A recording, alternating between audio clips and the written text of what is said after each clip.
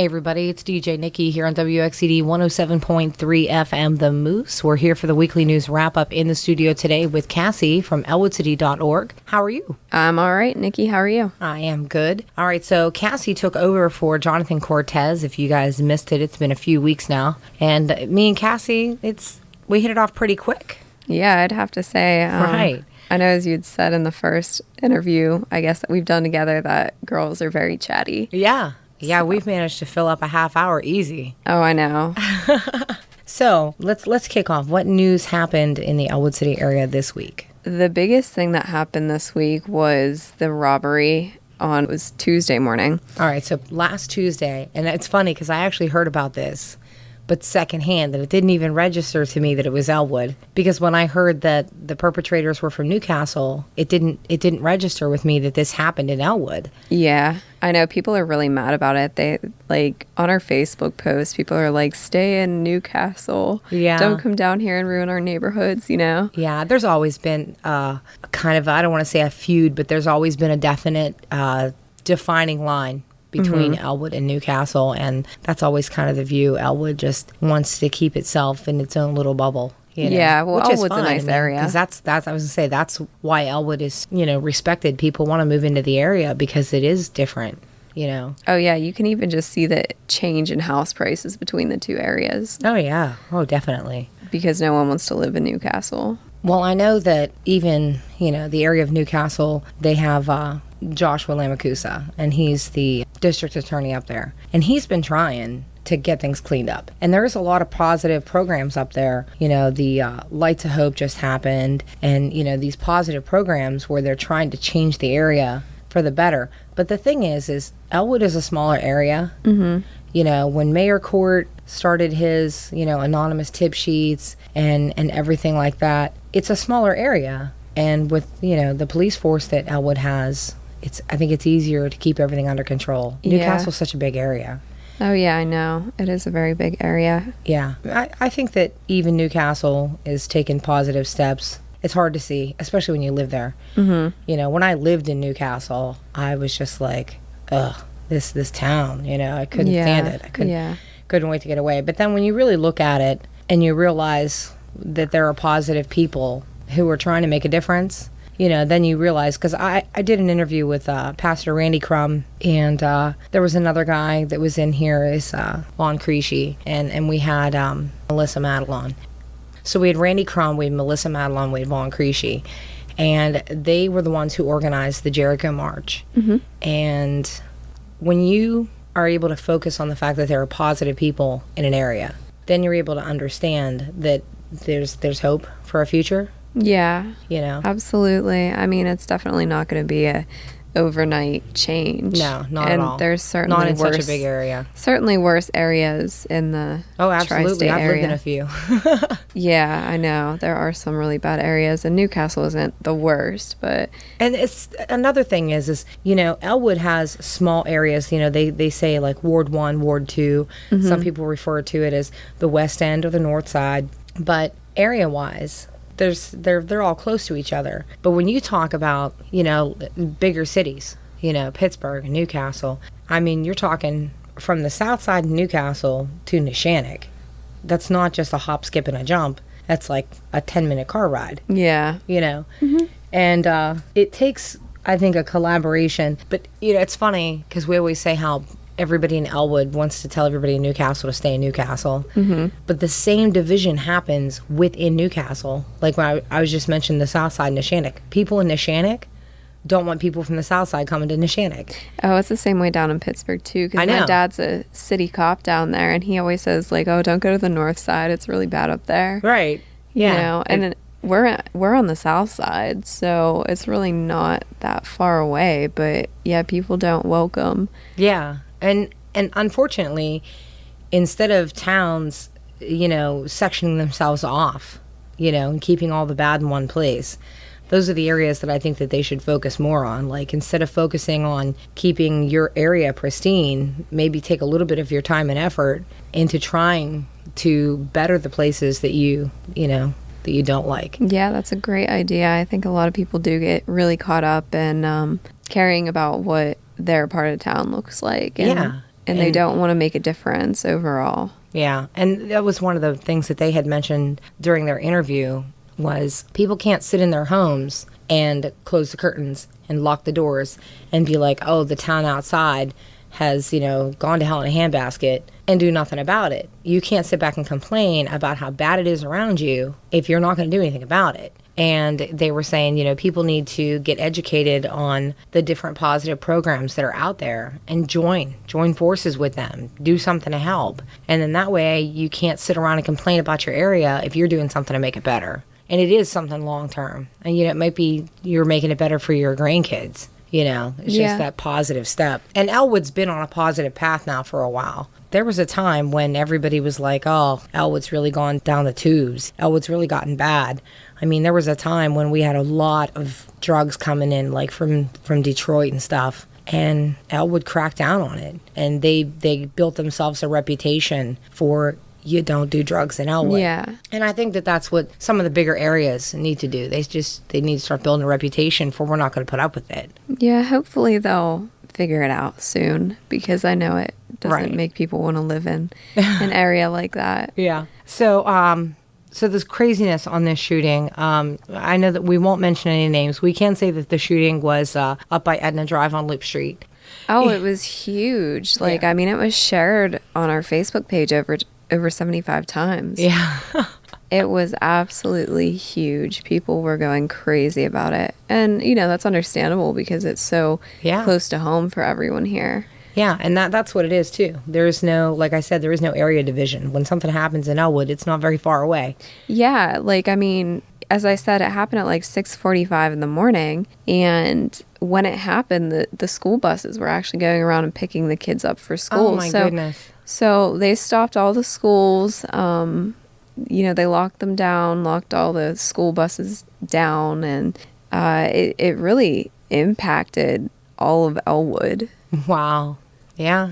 Well, one of the things that I thought was phenomenal is before we started recording, you were talking about the response time of the PD and how long it took from the time they executed their crime to the time they were actually under arrest. You got to tell everybody. Yeah, okay, so they got the call at 6:45, and within 15 minutes... By 7 a.m. Yeah, they had all of the defendants on the ground and arrested. That's phenomenal. You just have to say hats off to the Elwood Police Department. Yeah, they did a fantastic job. From the time they got the call to the time everybody was in handcuffs was 15 minutes, and that's pretty phenomenal. Oh, yeah, and several of the cops that were actually there and arrested these people ended up working I think it was over a 14-hour shift or something like that, because by the time that they left, it was in the afternoon.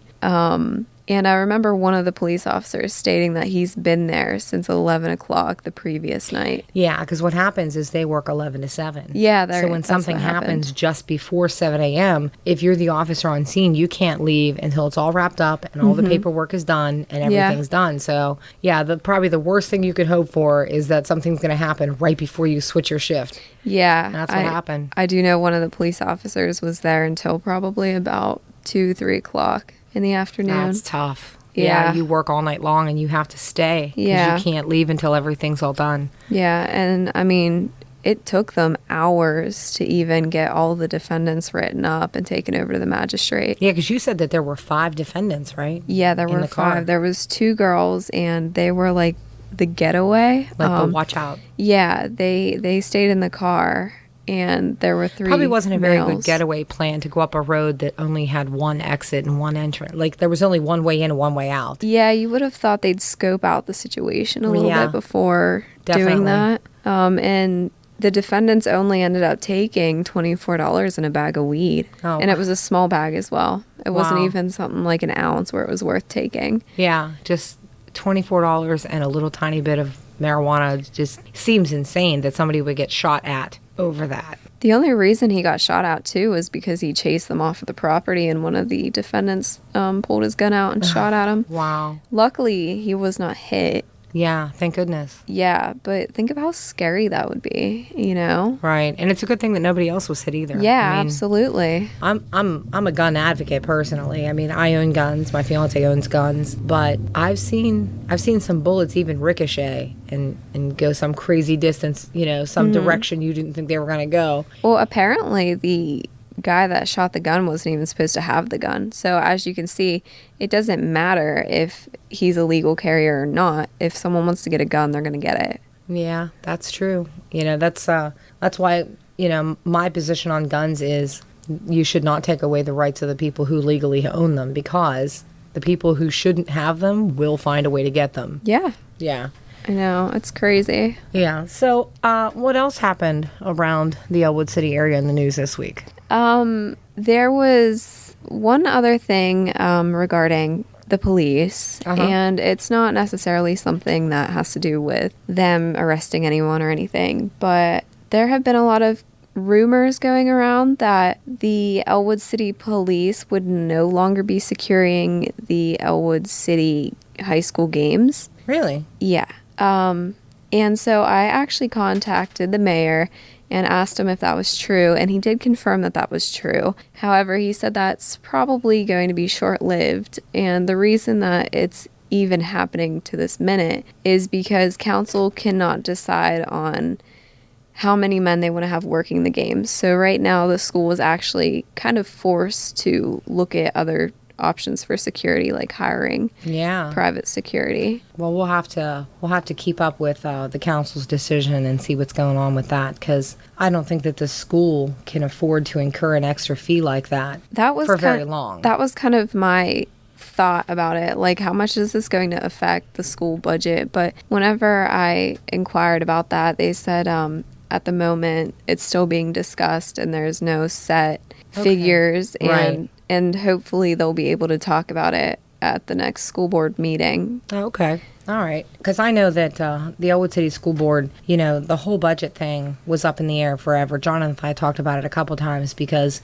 on the Harrisburg end of it, the budgets and, you know, the funds for that hadn't been released. Nobody knew how much funding they were going to get. The schools were kind of going off of what they had tucked away from the year before, and everything was getting spread so thin, you know, that when the budget finally came through, they really had to buckle down to decide what was going to go where. So to have to incur an extra cost that they normally wouldn't, I think the mayor's right. It's probably going to not last that long. Yeah, I just know that a lot of people were concerned about it, and I mean, rightfully so. There should definitely be security at the games. Oh, yeah. And I did talk to one council member. It's actually Jonathan's dad, Leroy Cortez, and I asked him his opinion on it, and he said that council and school board have always had a really good relationship with each other, and he's really confident that they'll have this all under control. Great. Soon. Okay.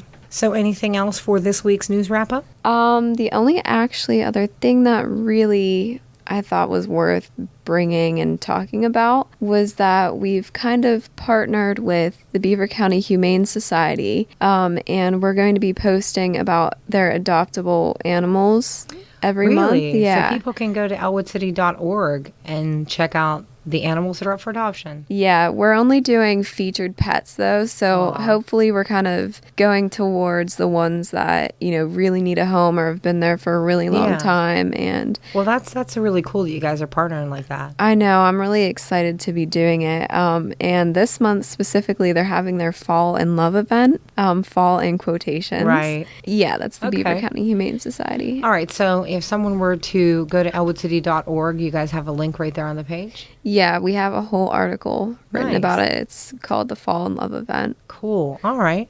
I'll have to check that out because somebody was talking to me about now that we have a bigger house with bigger property, would we possibly want to get a dog?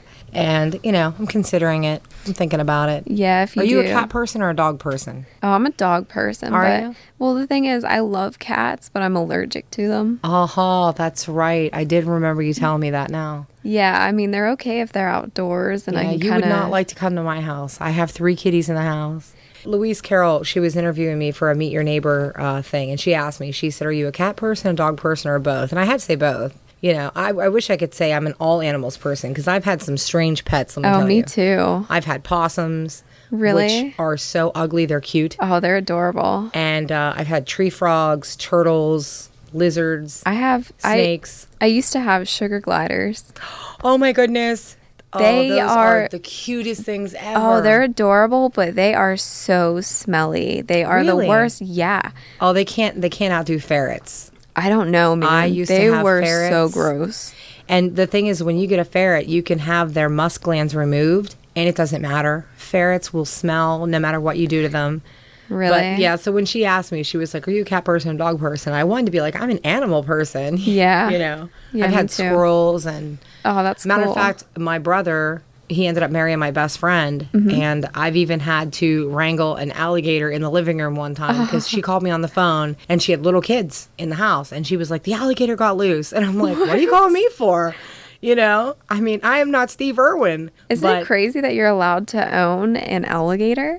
Like, you think that would be illegal, but you can have them legally. Well, you know what's funny is it's illegal to own a hedgehog in the state of Pennsylvania. Do you know why, though? No. Because they I've carry always- tuberculosis. Is that why? Yeah, that's I a always lot of wondered, 'cause reason hedgehogs are why. the cutest little things. Yeah, they do carry tuberculosis and they are adorable. But, we actually have some really weird laws. Like, you're not allowed to own like a crow or a raven that comes from America, but you can own like an African pied crow or Wow. something that comes from any other part of the world. You just can't own any type of bird like from America. Wow, that is crazy. Isn't that weird?